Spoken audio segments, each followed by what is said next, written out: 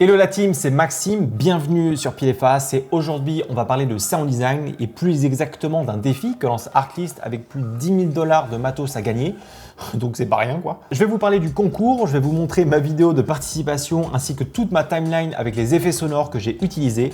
On va parler de comment je trouve ce sound design, comment je l'intègre à ma vidéo et on va voir pas mal de petites astuces autour du sound design, donc accrochez-vous parce que ça va être costaud. Je vous montre ma vidéo et on en parle juste après. Welcome. Today will be mainly sunny. Stay tuned right after this.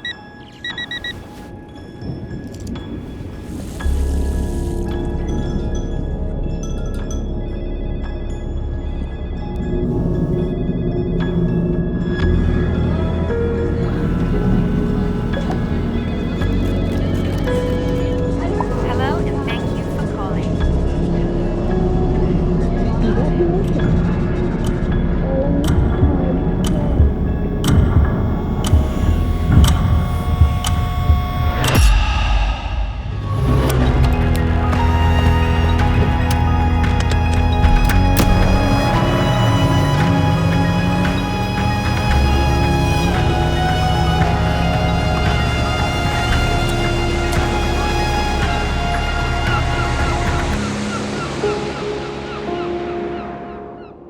Bon, j'espère que cette petite vidéo vous aura plu. Moi, je vous avoue, je me suis bien éclaté à la faire. J'ai uniquement utilisé des rushs libres de droit que j'ai trouvé sur Artgrid et d'autres sites.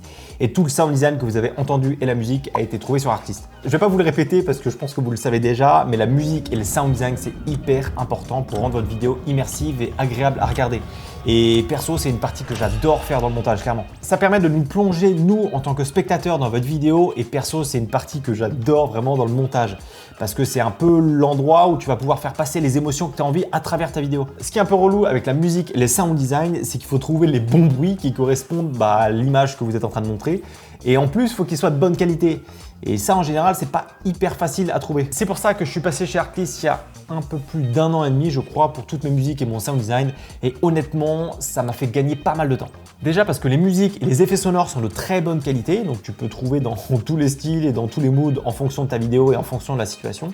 Mais aussi parce que c'est hyper bien rangé par catégorie. En plus, il y a des milliers de sons et le sound design et la musique que tu télécharges, tu peux les utiliser à vie, même si tu annules ton abonnement.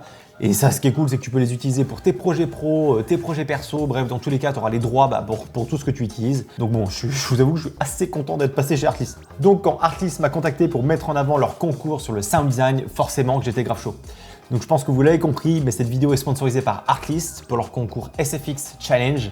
Et quand tu regardes ce qu'il y a à gagner, ça donne envie, hein, parce que tu en as quand même pour 10 000 $ de matos, d'équipements vidéo avec des partenaires qui sont plutôt sympa, hein, donc bon, on est content quoi. Avant de vous montrer ma timeline de ma vidéo ainsi que tous les effets que j'ai utilisés, je vais vous montrer comment on participe à ce challenge. Donc vous devez créer une vidéo entre 45 secondes et 1 minute sur le thème que vous voulez. Donc vous pouvez soit utiliser des rushs que vous avez filmés ou alors soit des rushs libres de droit que vous pouvez trouver sur différents sites.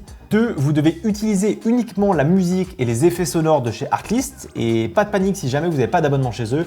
Vous pouvez juste vous inscrire avec un essai gratuit et vous aurez accès aux musiques et à certains sound design. Donc ça le fait. Et 3, pour valider votre inscription, vous devez poster votre vidéo sur Instagram avec votre timeline juste en dessous. En fait, vous devez le faire sous forme de carrousel avec 3 vidéos. La première avec votre timeline musique plus effet sonore et du coup votre vidéo. La deuxième similaire sans la musique, juste avec le sound design et votre vidéo.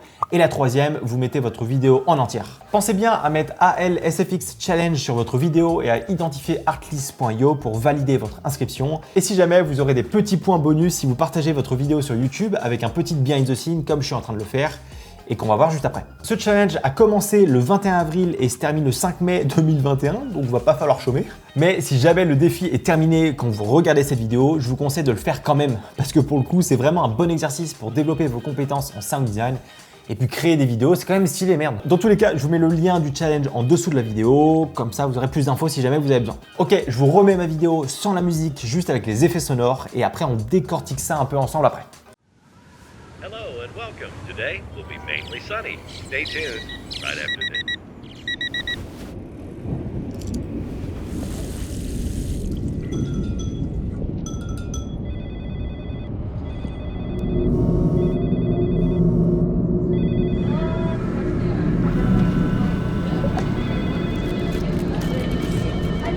Hello and thank you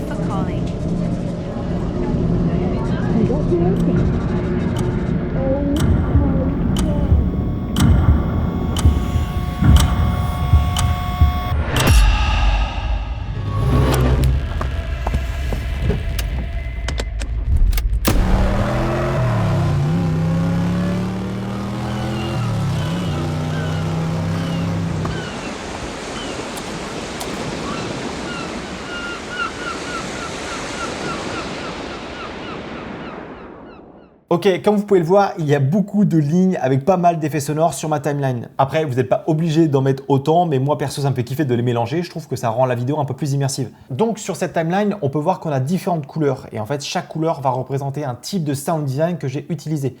On va les faire un par un et vous allez voir qu'on va descendre petit à petit. Donc première ligne, c'est la musique. Alors pour trouver la musique, c'est assez simple. J'ai du coup été sur Artlist et en fait j'ai appliqué plusieurs filtres. Le premier, c'est que j'ai été chercher piano parce qu'en général j'aime bien utiliser des musiques avec du piano. Et le deuxième filtre que j'ai utilisé, j'ai été dans Mood. Et je crois que j'ai pris dramatique, ouais c'est ça. Et ensuite, donc là j'avais plusieurs musiques et c'est directement la troisième que j'ai pris parce que je trouvais que ça collait bien avec le mood que je voulais donner. Ensuite, j'ai importé ma musique sur ma timeline et je suis venu couper certaines parties de la musique qui ne m'intéressaient pas parce que aussi la vidéo ne doit pas dépasser les 1 minute. Donc j'ai appliqué 2-3 effets et à la fin ça m'a donné une musique qui tenait plus ou moins les 1 minute. Ok, première catégorie de sons, c'est ce que j'appelle les sons un petit peu atmosphère. En fait, ça va me permettre de donner un petit peu un mood à ma vidéo. Et là, pour le coup, j'ai choisi une atmosphère un petit peu dark parce que je voulais représenter un petit peu le mal-être qu'ont les personnes à travailler chez eux en étant enfermés. Donc c'est pour ça que j'ai pris ces deux atmosphères-là. Pour les trouver hyper simples, j'étais dans la section Sound Effect et c'est là où on voit qu'on a quand même beaucoup de catégories qui sont assez pratiques. Et du coup, j'ai trouvé ça dans Science-Fiction et ensuite dans Atmosphère. Donc là, ça va vous donner pas mal de petits bruits un petit peu atmosphères qui sont assez difficilement descriptibles, mais je trouve vraiment cool et la plupart de mes vidéos, je mets toujours un petit son comme ça d'atmosphère en arrière-plan. Je trouve que ça donne un bon mood et je trouve ça assez sympa. Ensuite, deuxième catégorie, c'est les bruits qu'on voit ici en bleu et c'est tous les sons qu'on entendrait si on était face à la scène. Donc c'est par exemple sur ce plan, les oiseaux qui chantent. Ensuite, si on avance un petit peu, là on entend le robinet qui coule. Si on avance un peu plus dans la vidéo, c'est un bruit de fenêtre qui s'ouvre. Quelqu'un qui marche, une porte qui s'ouvre, etc. Donc c'est tous les bruits que si on était dans la scène, on entendrait. Donc si on décortique un petit peu les bruits, en premier, on a un son de ville que j'ai simplement rajouté, que ça soit un peu en background. J'en ai deux autres différents qui sont ici. Hop, et si on écoute, ça nous donne ça. Donc c'est un peu plus une ambiance comme si on était dans la ville, quoi, clairement. Ensuite, au tout début, si on prend ceux-là, j'ai rajouté des espèces de whoosh parce que vu qu'il y a un timelapse avec beaucoup de voitures qui vont vite, c'est un peu ce que j'entendrais si j'étais devant, quoi. Si on avance un peu, donc là on entend une porte qui s'ouvre, quelqu'un qui marche et la porte de la voiture qui est ouverte. Hop, et j'en ai mis en fait plusieurs comme ça. À chaque fois, j'essaye toujours d'illustrer en fait ce qu'on voit à l'écran. Et ensuite, à la fin, j'ai rajouté des bruits de mer, des bruits de mouettes un petit peu, histoire de donner cette petite ambiance mer. Pour trouver ces effets-là, en général, je vais aller directement chercher dans les sous-catégories. Donc là, au début, j'avais des sons de ville. Et je vais directement aller dans City et je vais écouter les sons qui m'intéressent. Et je vais prendre ceux qui me plaisent. Et si jamais je ne les trouve pas dans les catégories, ce que je vais faire en général, c'est que je vais les taper. Par exemple, si je veux le bruit d'une porte qui s'ouvre, je vais taper door. Et ensuite, je vais en trouver pas mal. Si jamais j'ai envie d'ajuster en ajoutant d'autres filtres, je vais mettre door open. Et là, je vais pouvoir trouver le bruit qui correspond à ma scène. Ensuite, troisième catégorie, c'est les sons qu'on voit ici en orange et ça va être un petit peu des sons d'exagération, dans le sens où c'est avec des bruits qui vont coller à la scène pour la rendre un peu plus immersive. Donc ça va être par exemple, si on regarde au début, ça va être l'alarme qui sonne. Si on avance un petit peu, ça va être tout ce qui va être notification de ce qu'on entend, les appels, les vibrations du téléphone. Le but avec ces bruits-là, c'est clairement de donner une ambiance un peu plus pesante et en utilisant du coup plusieurs effets sonores en même temps pour renforcer ce côté un petit peu oppressant. Et c'est un peu ce que j'ai voulu donner du coup dans cette vidéo. Avec tous ces effets sonores un petit peu comme ça de bureau, office, j'ai rajouté un petit effet. Je vous laisse écouter, vous allez voir.